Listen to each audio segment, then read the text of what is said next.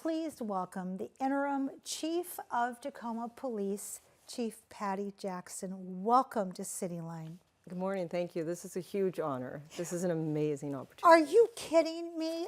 I didn't sleep much last night knowing that you were going to be on the comfy couch. We have a video that we're going to roll of your swearing in, which brought tears to my eyes. And then we're going to get into the tough questions on the comfy couch, okay? Yes, ma'am. All right, so roll that beautiful footage. I, please state your name, I, Patricia Jackson, do solemnly swear or affirm do solemnly swear or affirm that I will support the Constitution of the United States and the Constitution of the State of Washington, that I will support the Constitution of the United States and the Constitution of the State of Washington. Congratulations. Thank you. This is a huge moment in time. And boy, did you land, talk about a moment in time. You landed, whew. How's your week been? How are those shoulders? Right. Above the fold, right off the bat, we have one of our finest who was let go under the guise of, we don't talk to people like that. We are an anti-racist city. And here you are a couple days later on the comfy couch. First off, thank you for showing up. Yes. And secondly, what are you going to do about it? Right, so we are an agency that is resilient. We have been through a lot, and I can really contribute that to the fact that we have an amazing agency filled Yes. with people that are really truly here to serve.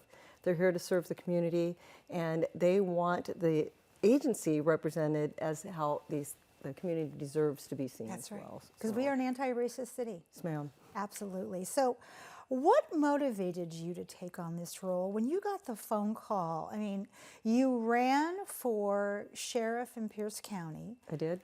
You were not elected. You have beautiful credentials. Everybody I know adores and respects the heck out of you because you've got grit and you've got teeth. But at what point did you think, okay, I can do this?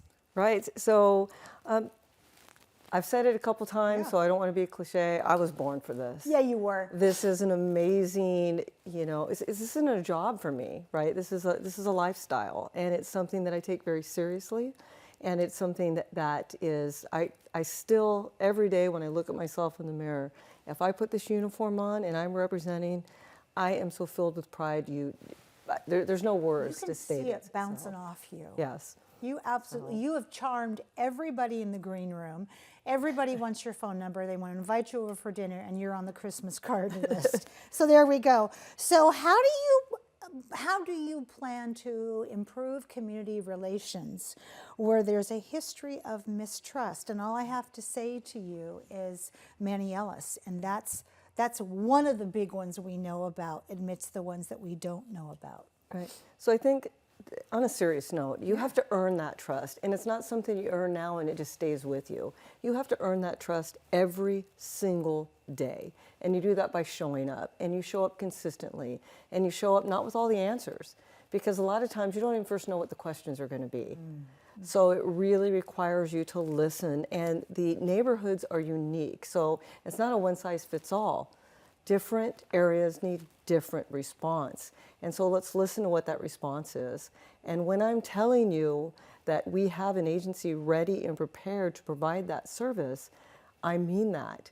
And so, but we just need to know what it is that's needed, and let's work together to do that. Include the community, because that way they're not feeling like somebody's just trying to do something that they don't even first need. Well, and so today at 5 o'clock, I asked you what the rest of your day was going to be like, and what did you say to me? At 5 o'clock this morning, I was at our first turnout, and that's, we have 3 turnouts that are from the operations, and then also turnouts from the other, areas that are within our department. And that is just to really speak with the men and women that are serving Tacoma and tell them, we did have this hiccup in, my first little bit here, and but we are here. We don't want you to have to worry about the leadership. We're going to bring continuity. We're going to make sure that you're supported to be able to do the job that you're signed up to do. So you've given that piece of advice at 5 o'clock this morning. Is that the same piece of advice you would give someone who's thinking about joining the force? Right. So this is more, right? This is more than just, saying, hey, this is a job that I want to do. This is an answer to a calling. So show up with heart, show up with integrity, and, show up as somebody that really is wanting to be, serving of the community, and we will teach you the rest. Okay, where do I sign up for classroom? Ding, ding, ring the bell, classroom is in. So when you think about, you mentioned the neighborhoods and the different unique characteristics and flavors of those neighborhoods, how do you plan to engage with community leaders to address those unique needs? Because one neighborhood is not the same as the other. No, ma'am. Right. So it's again, you don't have the answers to questions that you don't even know. And so you can't do that. It's not a one-dimensional thing where you're just sharing email back and forth. It's absolutely a conversation. And then going out and seeing it for yourself. I had the absolute honor and pleasure of walking actually out along Pacific Avenue just last Friday and speaking with businesses. And it is amazing what you learn in a short period of time if you give somebody that respect that they are owed and hear what it is that they need. Wow. Okay, that would make me want to talk with you. That would make me look at you and think, you've got deep listening skills. Speaking of deep listening skills, tell me what's happening in these pictures. Right. So this was one of the first communities events that I went to, and the group of individuals there, that is just, it's an honor to like the ladies that are on either side of me there were talking to me about kind of what they expect from the chief of police. And there you have it. I mean, it's genuine. It's who I am. I bring that to work with me. This job does not define who I am. I define the job. You refined the job. That's what I want to say. How many days have you been in this position? 28. Gosh, no one's counting. 28. 28 days. Having not grown up, as we say in this department, and you call yourself, I love this, in the green room you called yourself a sheriff, which, I think there's going to be Patti Jackson isms that are going to follow wherever you go. What's the one thing that surprised you besides what happened this week since joining this community? Well, there is a big difference coming from, a county and into a city entity. There is. And so there was 2 hats. They said, which hat do you want? I'm going, oh my God, there's hats? We get hats? So, yes. So just, you bring in that humor, but really something that I can tell you, it wasn't surprising. I thought there was going to be more of a period that you really have to adjust. But I want to tell you that people are there with open arms.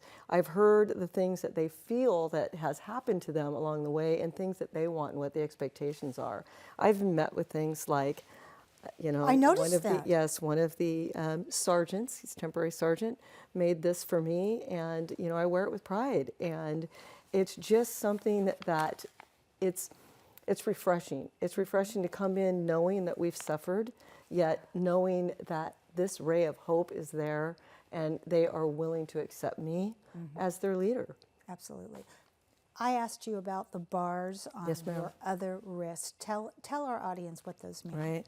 Each one of these bars, it represents 3 years of service. And so this is my, law enforcement career. And I know we say 35, and I want to make sure that we get that half in there because like running a marathon, that's the most important part, right? It that is. half. So this represents 35, and a half years. Talk about wearing it on your sleeve. That's right. There it is. So at the end of the day, your day started, you probably got up at, I'm guessing 3 at least, to get yourself ready to go for this. At the end of the day, what fuels you? You said that this is a calling. You said that you bring definition to this role.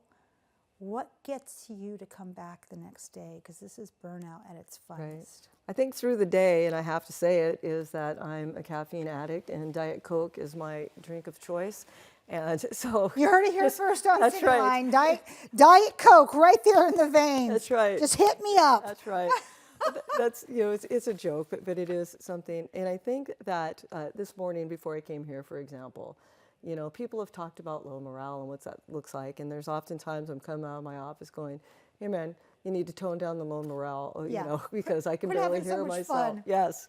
So, but I think just knowing that people are excited and really wanting a change and looking at, you know, the command stuff. This isn't a one-person job, No, it's not. right? This is a whole, right? This is a team. And on that note, it's time for us to say goodbye. But I'm going to hold you accountable, as everybody is, Yes, to come ma'am. back on this couch and to talk with me again in 90 days. And as your predecessor learned, don't make me chase you, because I will. Okay, thank you.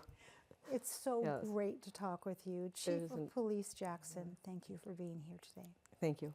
We have much more to come on Cityline. Don't go away. We'll be right back.